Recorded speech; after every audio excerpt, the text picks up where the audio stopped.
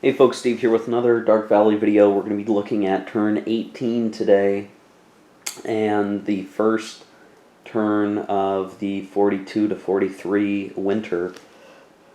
We have true snow weather effects, so that can be, I guess it'll be a good thing for the Soviets and whatever counterattacks they may be wanting to leverage.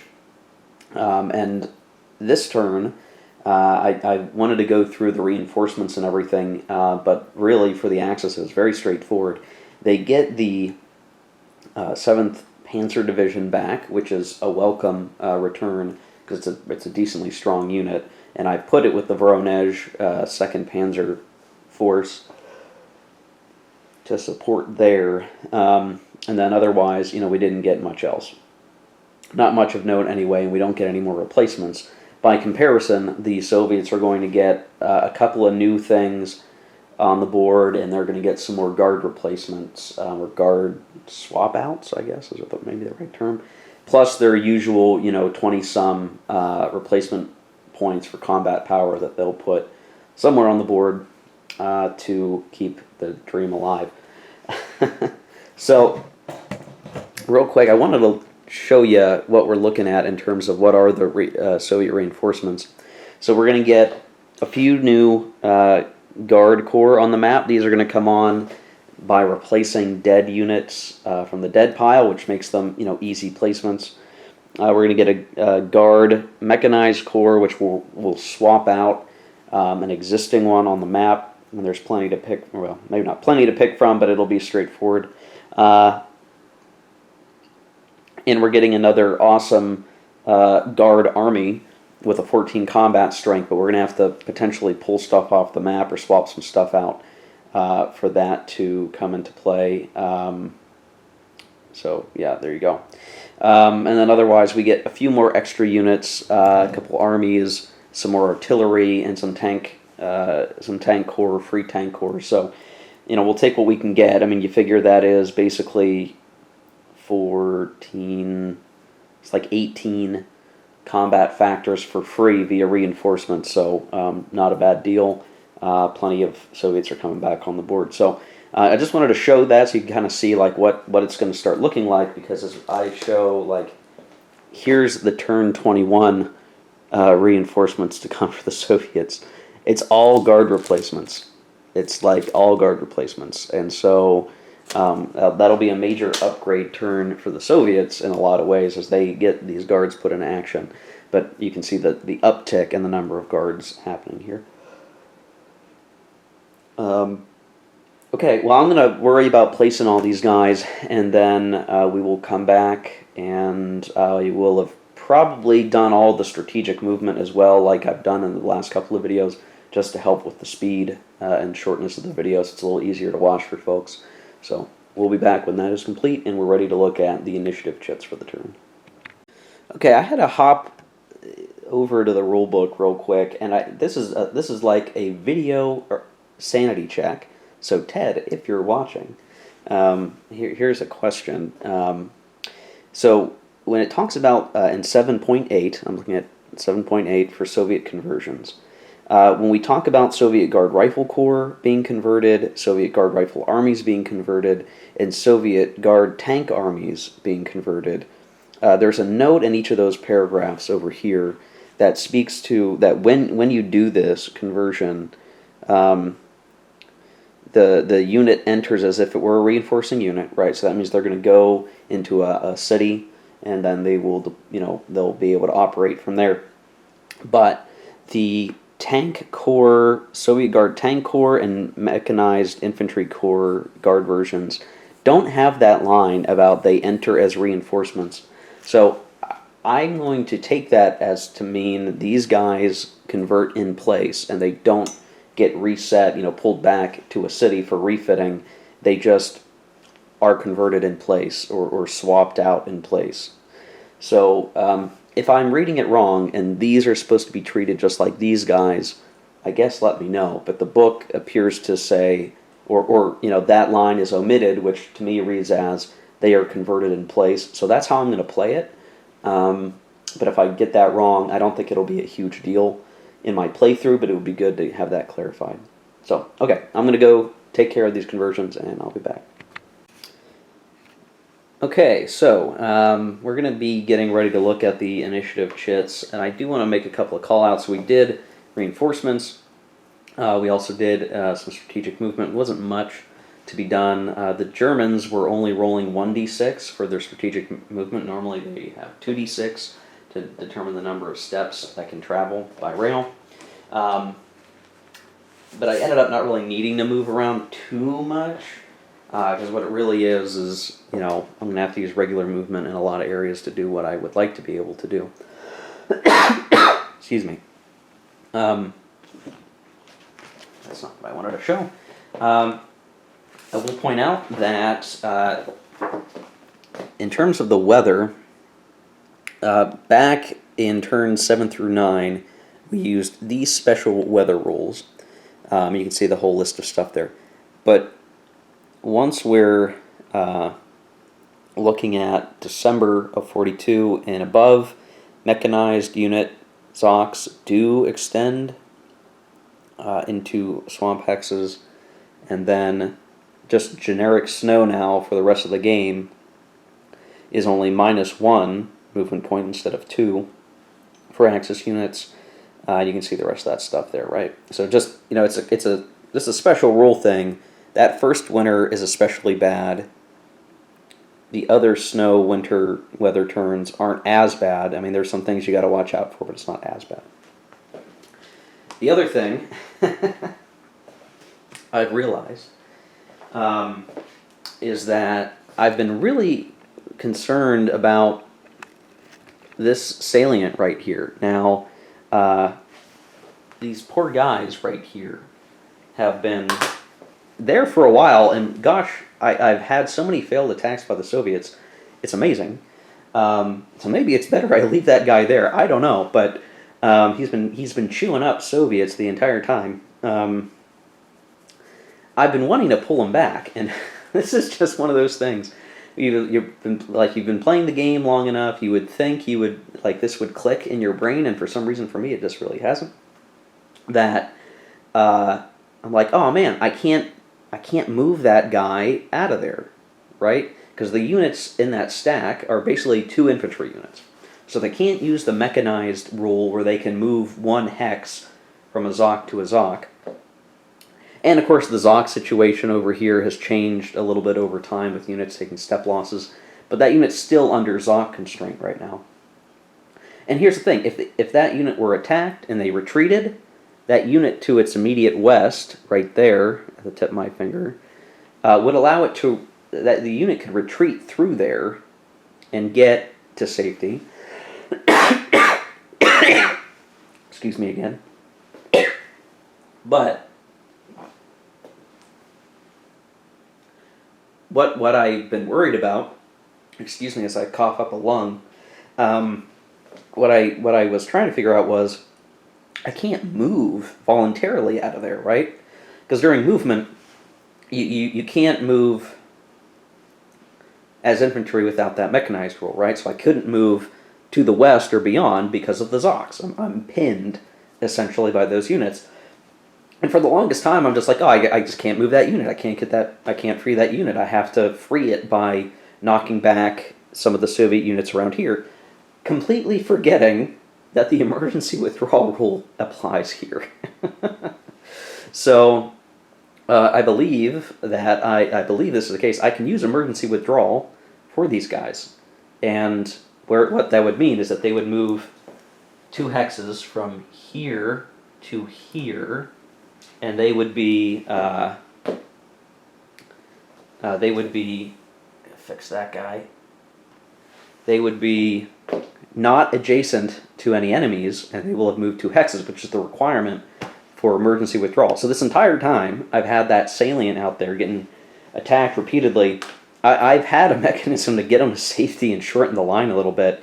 I just haven't done it. So I may do that as the Axis this turn. It's just one of those funny things. You play the game, you know the rules. The Soviets have used emergency withdrawal a fair bit.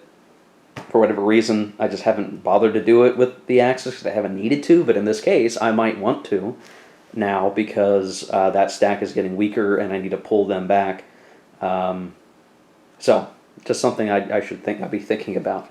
As it relates to the initiative, I'm going to go ahead and take a look at the recipe for the turn. It's actually kind of interesting. The Axis gets a little bit of a beef up here.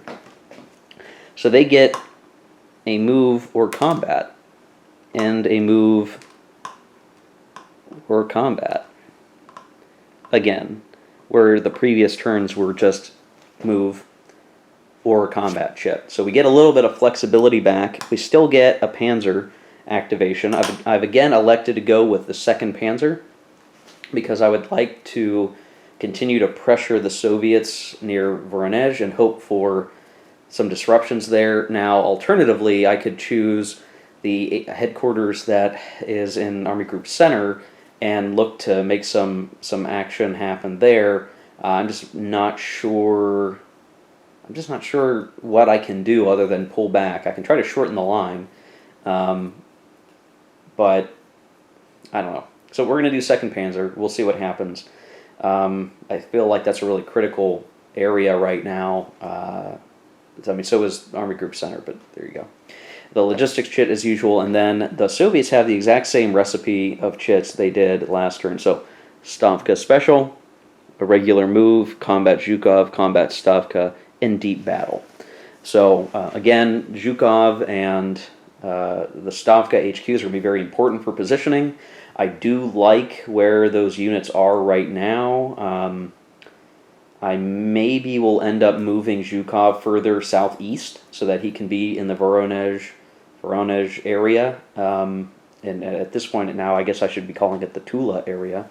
And support combats down there. I think that might be a better choice than where they're positioned at the moment, but we'll see. And again, this turn, the Soviets have initiative, so I must decide what the Soviets wish to do.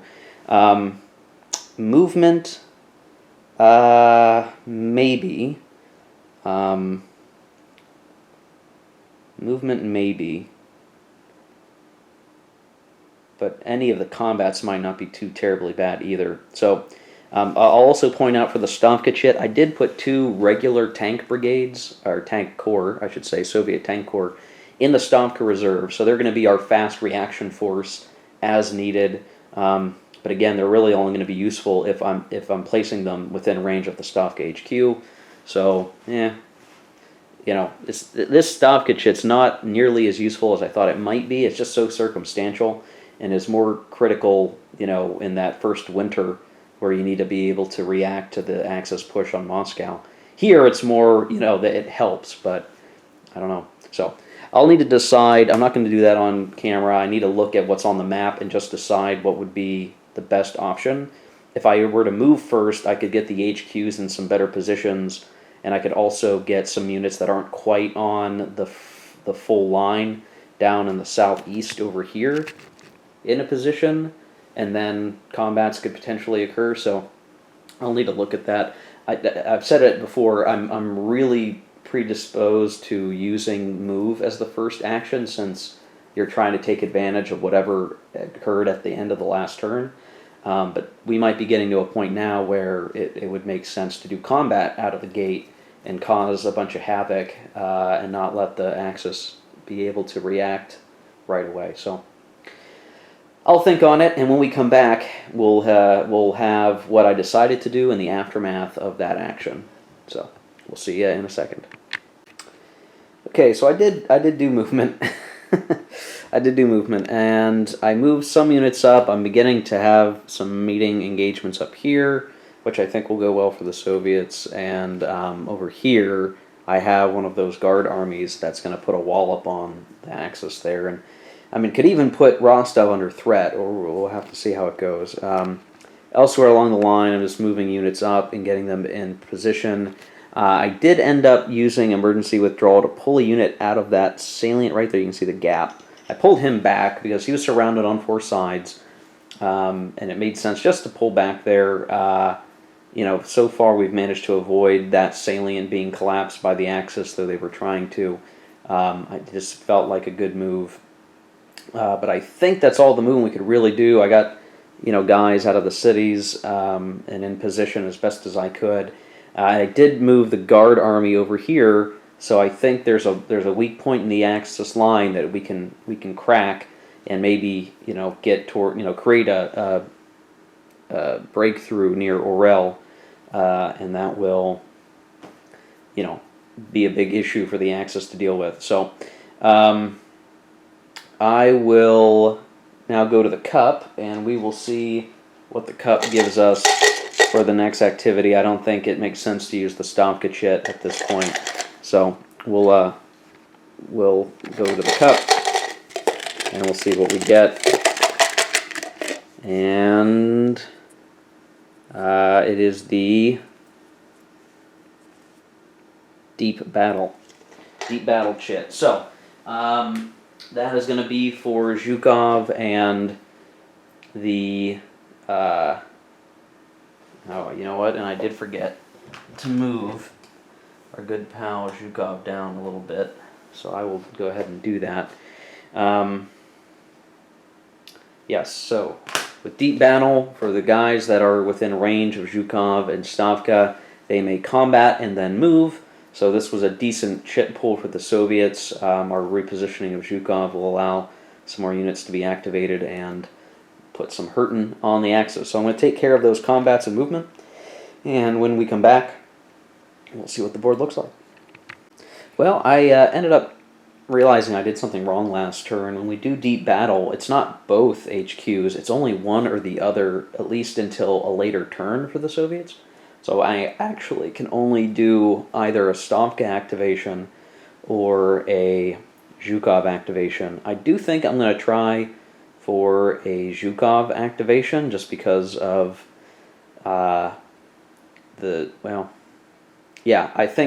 I think we want to do that because what it will force the Axis to do is use their 2nd Panzer activation to react to what we do here. So I'm going to do that. The number of units is limited, but we'll do the attack in this area around here and hopefully crack open the line. So now I could do Stavka, but I think we want to strike before the Axis has a chance to act here because there is a gap and we can look to exploit that some. So that's what I'm going to do. We'll be right back.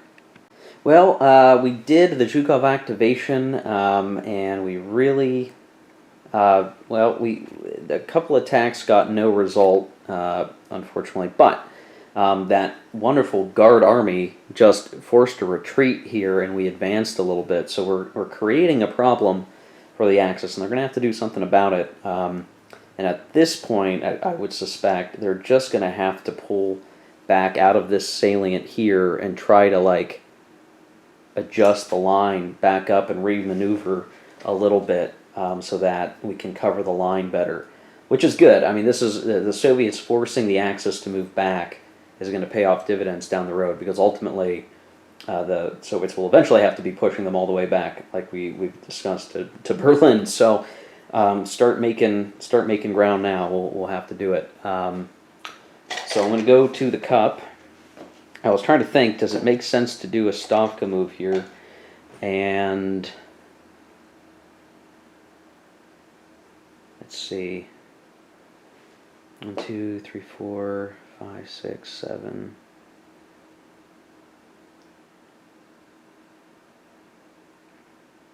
We'll wait for Stavka.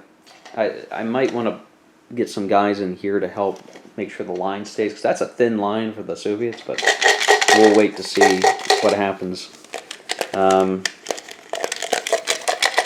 Next chit is there. Well, there's that 2nd Panzer activation, which gives the Axis their opportunity to try to do something about the line here before the Soviets can go again. So unfortunately, those units are way over here that can get activated. So I'll have to decide what to do here. I'm going to take myself off camera. We're going to figure out what the 2nd Panzer activation is going to do, and then I'll come back and show the aftermath. They're either going to have to get some guys over here in cover, or they're going to try to push through if they can somewhere along the line and create.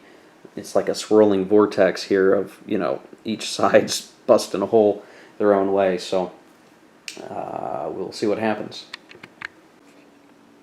Okay, so the second Panzer activation has occurred, and what I ended up doing is once the activations occurred, I moved the HQ this way so that I can start to support that direction.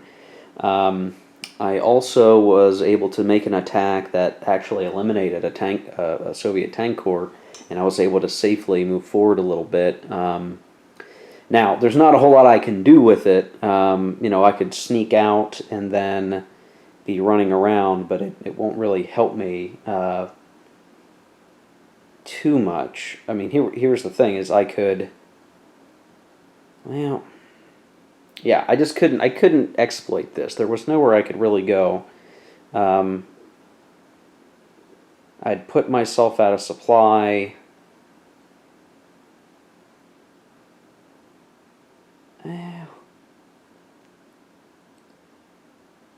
Yeah, it just wasn't going to be very valuable to send him out very far. So I let him go and just sit there. He kind of helps create a position to eliminate that cavalry later, and it's just more of a problem for the Soviets, I guess, but it's not a big deal. And I did force a retreat here, which gained the Axis 1 hex, and that hex should be pretty safe from a counterattack from the other units nearby, so I think it was okay. There's not a lot that can be done at this point. The combat factors are just very tough. Like, in true hex and counter fashion, you're usually not wanting to attack unless you can attack from at least 3 hexes and have decent factors stacked in those hexes. Sometimes you can get away with a 2-to-1, 2 hexes to 1 hex fight, and you're always looking to get a 4 hex to 1 advantage, but how it stands now, it's just very difficult. The factors just don't come out to be very good odds either way, but you're always fighting to get the next shift up. So like here might be a good place to attack later, but there's not much for the Axis to do. So we're going to go back to the cup now. Is now a good time to do Stavka? Well,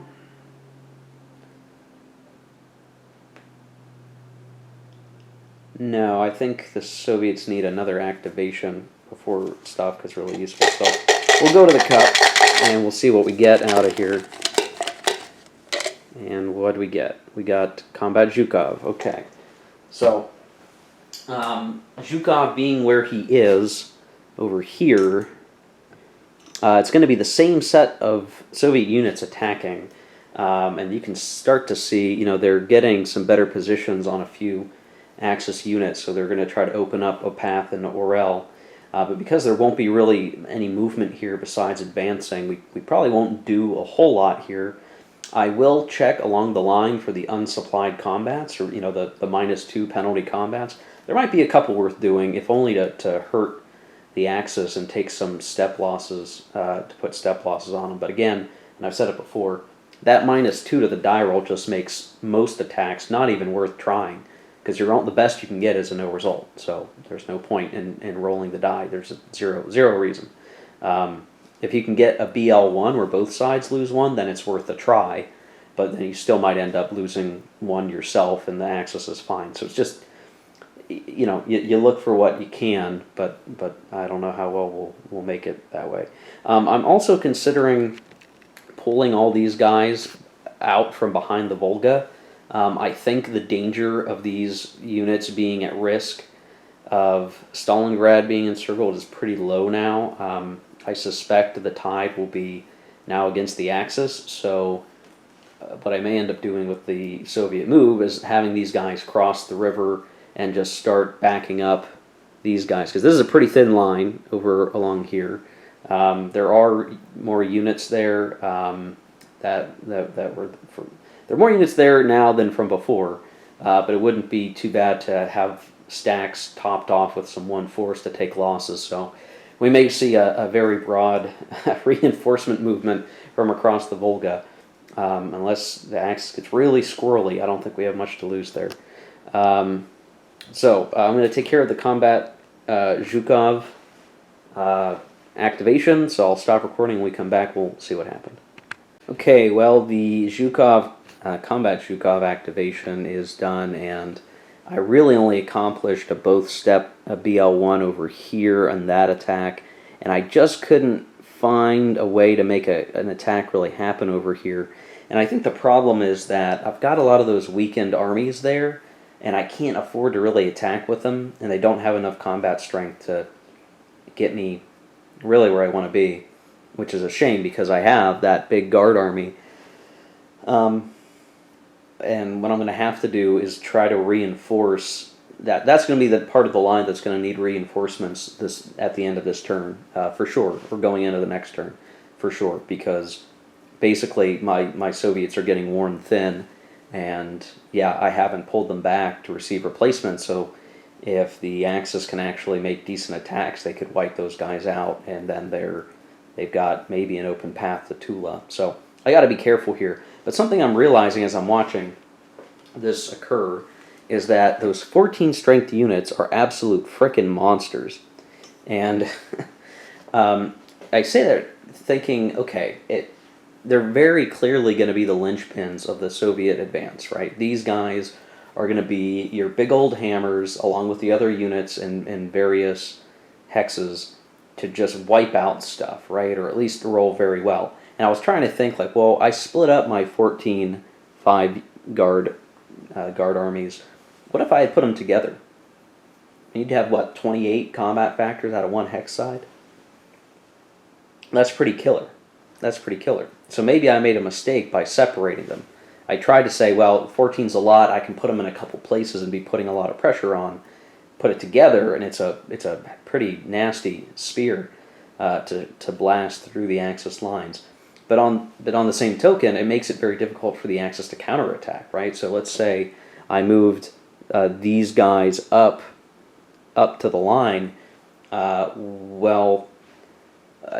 best, I'm going to be putting together, at least for those guys, 10 combat factors to 14. I'd be rolling on a 1 to 2, and that's not going to do much. Then I realized, as I'm working my way through all of this, I could try to do air bombardment. And if I did, I could at least flip this guy. But, and I'm going to have a hard time getting this to focus, aren't I? Well, the guard armies are 14 strength on their full side. They're half strength on the reduced side, right? 7 combat factors. But they still retain their Zhukov. So, like, I'd have to hit them with bombardment, and then in another action, try to attack with a lot of stuff, I guess, and eliminate that guard army. And that guard army is going to be really tough to replace because it's going to cost a fair bit, I think, in terms of combat factors. Might have to look at the rules of that and see what does it take to replace. Let's see if I can find it.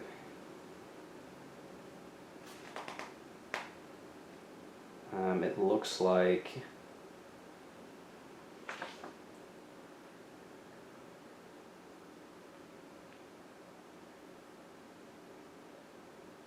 okay, so yeah, it would take 14 replacement points to replace that army, which is a very large chunk of the Soviet Union's, turn by turn replacement. So it's like we'd knock that unit out.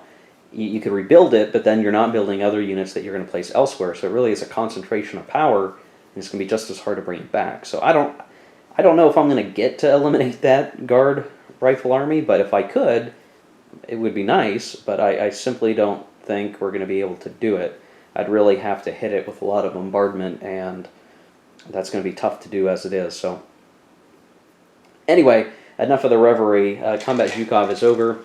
We're going to go to the cup now. Do I do Stavka now, or where would I send them? I think we need to wait until after combat Stavka to see how that goes, and if I end up losing units to bad die rolls, I'll use the Stavka to bring the tank brigades in and fill in the line, I guess. So, go into the cup, and we get, it's going to be one of the either-ors for the Germans. So, what do we want to do? Combat could be useful in a couple places, but the thing is, this is like, if we do one, we have to do the other. So, if we choose to move now, if we choose to move now, logistics could come up then, and we could maybe catch some guys out of supply. That might not be so bad. Or as it may be, we could do combat and then hope that we get to move again before logistics, and that could help us a lot. We need to address the or else situation. So I don't know. I'm going to take myself off camera here, and I'm going to ponder what I want to do, combat or move, and then I will execute that, and then we'll come back and I'll show you what happened here. This is going to be, it's tough because the Axis really only has so many activations this turn. So it's going to be their only combat that they initiate this turn, or their only move they initiate this turn. And there's just not a whole lot more that we can make use of at the moment. So we'll be right back. Okay, so with the movement, I positioned some units. I got that stack out of there. I tried to rearrange myself a little bit just to try to get something in front of that army. And then I decided to take a risk. So, what happens next will depend on how the chits come out. If logistics comes out, then not the best thing. But I might have caught some guys at least a little bit out of supply. And then if it's Axis combat, then we have a potential to actually create a nice little mini pocket right here, and that will strain the Soviets even more than they already are. But we've got this stuff going on, so I'm taking a risk here as the Axis, but the intent is to keep the Soviets off balance, so they have to react to the Axis rather than the Axis reacting to the Soviets. Not that I think, if we manage to clear this, I don't think any Axis units are going to be shooting for Saratov or anything. That's just not in the cards, I don't think. But, we can at least try to get guys, everything we do now to eliminate units and impede Soviet progress will improve the survivability of the Axis later. So, we're going to go to the cup.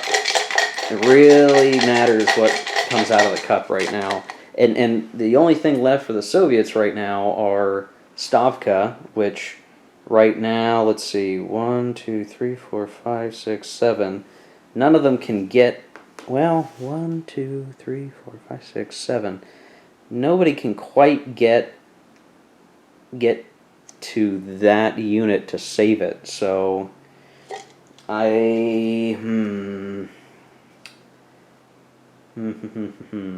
Alright, we're going to play Stavka now. But I don't think these units can get very far. And basically what we're going to have happen is that if they pop maybe one... Oh, they can't activate... Okay. Okay. Well, we'll activate Stavka anyway. And we'll have these guys... you know what? Never mind. We're not going to play Stavka. What am I doing? Why am I even recording this? Why am I recording my go back? I don't know. Okay. Never mind. We're going to go to the Chit Cup. The problem is, if I could place these guys, the reserves here, and move them, that might be useful. But they can't move unless they're in range of Stavka. So, just going to have to deal with that. Okay, going to the Cup. I think the Axis wants combat right now, if they can get it. Logistics. Okay. Well, that's too bad. That's too bad. I can tell you right now that our guy out here is going to be out of supply. And as I review everything else, amazingly enough, he's actually in supply, and I sort of forgot about him, but, okay, well, he's in supply now. Yay! Alright, so elsewhere, does how I maneuvered help the supply situation at all? And this is really the only supply question, because everyone else, the front lines are relatively stable for supply purposes. So can any of those units count out to, I think it's 5 hexes to a railhead that doesn't have an enemy Zhuk in it, right?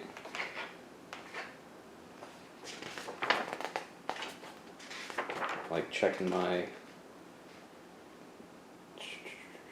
think it's 5. 5 hexes long. Okay. Well, I'm going to allow myself to come in here. So, this guy can't go through here. There's an enemy Zhuk being projected. And he should be in supply. 1, 2, 3, 4, 5, 6, 7. Yeah, no Zhuk. So, he's going to go 1, 2... Can't go here because there's Zocs.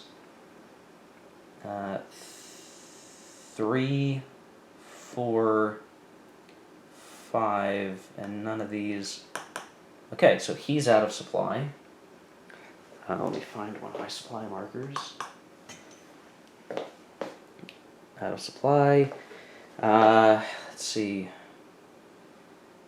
Can't go through here, so he's going 1, 2, 3, 4, 5. Oh, can't pick that either. 5. Okay, so he's also out of supply. Better just grab a couple of these.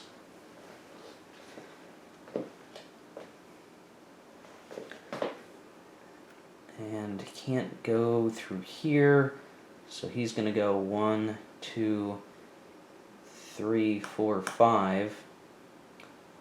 See, it's this interesting gap in the rails that makes this tougher. And then I think this guy can make it. He's going to go 1, 2, 3, 4, 5. Yeah, and then the rest of those guys are fine. So there's a little bit of a supply situation there. If we had gotten combat before logistics, we would have smashed this guard cavalry right here, and then all these guys would have been isolated. But as it happens, they aren't quite able to do that. So that risk maybe isn't paying off very well. Now, is there... Okay, I think I'm just going to go to the cut now. We needed that combat Stavka to happen before we wanted to use the Stavka chit. Going into the cut, there's only 2 left, besides the Stavka outside of the cut. And I think the Axis would like combat first, and I guess they get it because we got the and or chit, or the or chit I should say, and it's Axis combat. So where is the Axis going to have combat? Well, I think we're going to see if it makes sense to attack these out of supply units. It would be nice to, and would like to take that unit out anyway if we can, and then we'll see around the line. So I'm going to take myself off recording. I'm going to check through all the potential combats, and then we'll come back. Okay, well, Axis combat is over. A couple of things. Managed to force a DR star result down here. Not that it's getting me anywhere, but hey, look, I'm close to Krasnodar. Not that it's going to do me much. I forgot to mention this. In the previous move, I pulled back some. I should also point out that I'm not talking about it, but I'm having the Soviet artillery ping Axis stacks as they can with bombardment. And I've actually managed to remove a number of Axis steps to doing that. Artillery is pretty useful. And I haven't been using the Axis artillery very much once we took Sevastopol, but I do think I should try to use it more, because it's not, it's just good to fire and just plink on stuff, because we actually earlier managed to do a step loss to a panzer unit down here, because the panzers are out in clear terrain and bombardment uses the terrain as to whether or not you inflict a step loss. And so it can be very powerful, especially to panzer units, because if they're just sitting there out in the open, they can be fired upon, so it's worthwhile attempting. Nowhere else did I really find a combat that made a lot of sense, and I did follow through here. So you can see I knocked out the cavalry. Well, I forced a retreat, but did allow me to come out like this, and now you know, we're surrounding those units a little bit. This guy's going to have a supply line on next logistics, so it didn't work out exactly the way I wanted it to, or what would have been ideal, but it was okay. I think the danger is I'm just overextending myself, and honestly, as I look at situations up here for attacks, I'm realizing I really like having these guys doing this right now. Up. Let's see if I can get my finger on the screen.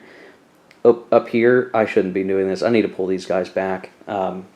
It's nice putting pressure on the Soviets, but I'm not getting very far. I'm not getting anywhere with it, and I really ought to be shortening the line.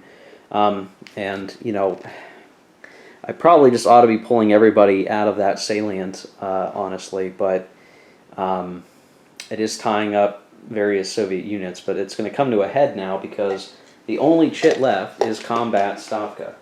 And I'm just going to go ahead and place that on the track. I'm also going to place the Stavka chit on the track because it's going to be the last action for the turn, I think. I'm going to do combat Stavka. We'll see how it goes. And then the Stavka chit to place those tank brigades.